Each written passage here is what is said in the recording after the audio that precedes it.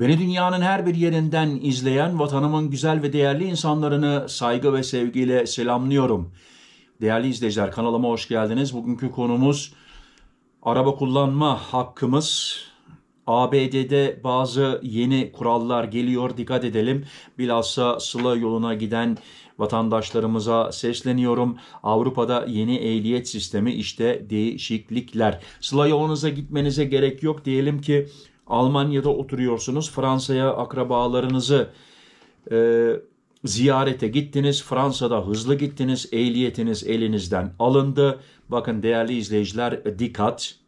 Fransa'da ehliyetiniz alınırsa bundan böyle yeni kanun, yeni kural geliyor. Aman aman dikkat! Almanya'da da araç kullanma yasağı gelecek. Yani Fransa'da ehliyetin gittiyse, Belçika'da ehliyete gittinse, Almanya'da oturumun varsa Almanya'da da ondan sonra arabandan işe gidemeyeceksin. 6 aylık ehliyetin alınıyorsa bu Almanya içinde geçerli olacak.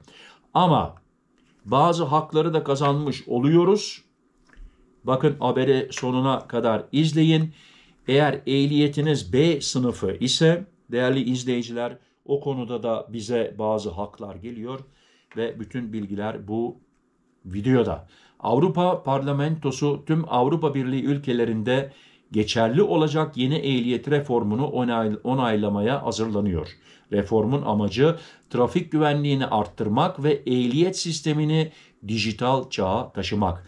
Yani ileride bilhassa gençler, yeni ehliyet alan gençler, değerli izleyiciler, polis doldurduğu zaman cep telefonundan polis amcaya, polis memura ehliyetini gösterme imkanı olacak.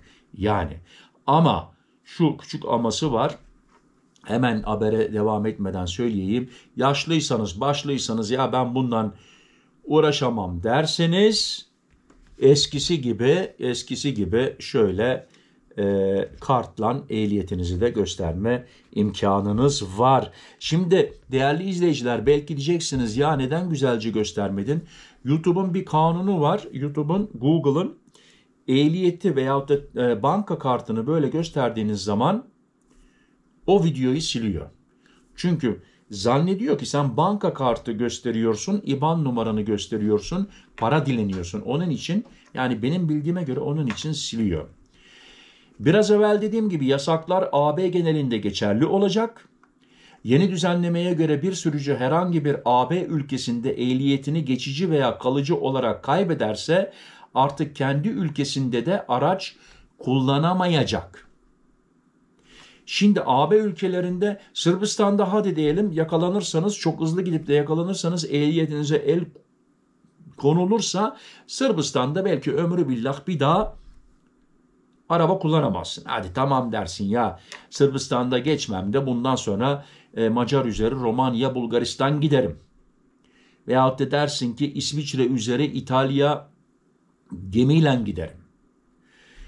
Türkiye'de de elinizden ehliyetinize el konulursa, biliyorsunuz bir vatandaşımız alkollü yakalandı. 6 ay ceza geldi. Türkiye'den çıkış yaparken onu bir arkadaşı sınırdan aldı. Sınıra kadar araba kullanamadı. Bir arkadaşı sınıra kadar onu götürdü. Ondan sonra sınırdan sonra tabii ki kullanma hakkı oldu gene. Yalnız ehliyetini orada nasıl geri aldı onu bilmiyorum. O haber bana gelmedi. Türkiye 6 ay ehliyetine el koymuştu. Bunu ülkeler yapabilir. Bakın, biraz evvel dediğim gibi Sırbistan da yapabilir. Şimdi dijital ehliyet geliyor dedik. En geç 2030 yılına kadar akıllı telefon üzerinden erişilebilen dijital ehliyet uygulamaya konulacak. Dileyenler için fiziksel kart da kullanabilecek. Biraz evvel dediğim gibi ve her iki versiyon AB genelinde geçerli olacak. Yeni gençler, ehliyet alanlar, değerli izleyiciler, 2 yıl deneme süresi var ve bu 2 yıl içerisinde de çeşitli kurslar yapmaları zorunlu olacak.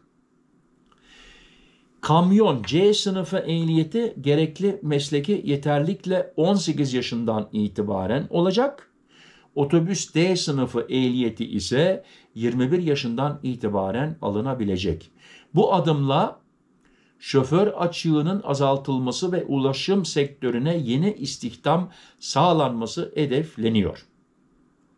Şimdi gelelim iyi haberimize. Değerli izleyiciler, ağırlık sınırlarında esneme var. Bu ne demek? B sınıfı ehliyet kapsamı genişletiliyor. Bende de B sınıfı ehliyet var. Mesela şahsen 3500 kilograma kadar, yani 3,5 tona kadar hakkımız vardı. Burada bir değişiklik geliyor. Elektrikli veya alternatif tarihli karavanlar, karavan seven vatandaşlarımız, bana sorarsanız her sene daha da fazla oluyorlar gibime geliyor. Karavan sevdası. Karavandan Türkiye'ye gidip gelenler çoğalmaya başladı. Benim görüşüm. Alternatif tarihli karavanlar 4,25 tona kadar B sınıfı ehliyetle kullanabilecek. Yani şimdiye kadar 3500 kilogramdı. Ondan sonra 4250 kilogram, yani 750 kilogram daha fazla hakkı olacak.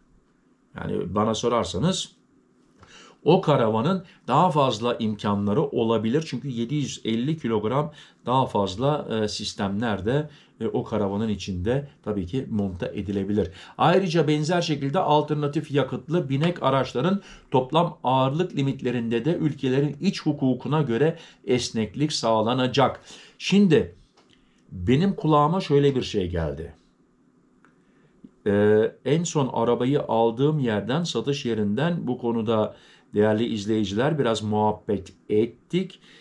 Murat Bey dediler, Murat Bey İsviçre'de de, bakın İsviçre'de de olursa bu, yeni araçlar çoğunlukla elektrikli olduğu için, elektrikli arabaların ağır olduğu için 3,5 tondan da bu dediğimiz 4250 kilo, yani 4,25 tona çıkarmak istiyorlar ve bu kanun, bu kural İsviçre'de de politika, siyasette konuşuluyor. Yani buranın Bundesratları, burada Bundesrat deniyor onlara.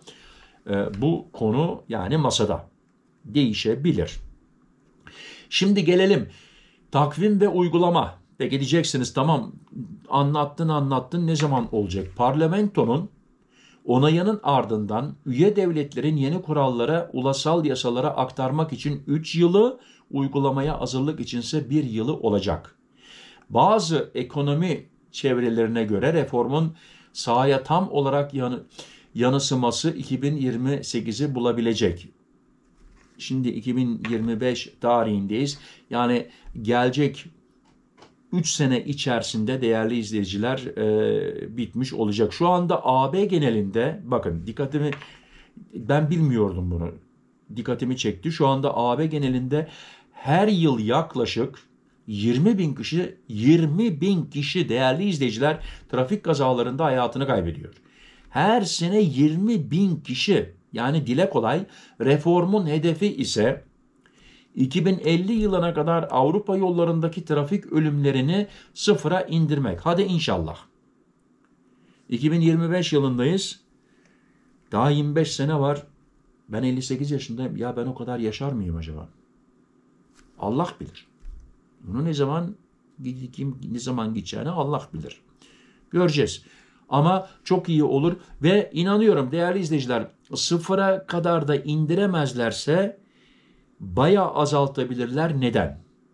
Biliyorsunuz en model, en iyi araçlarda, yeni araçlarda diyebilirim, araçlar artık önünüze herhangi bir insan fırladığı zaman, hayvan yandan önünüze geldiği zaman veyahut da yandan yaklaştığı zaman artık sensörler onları anlıyor. Ona göre artık araçlar kendileri de fren yapıyorlar.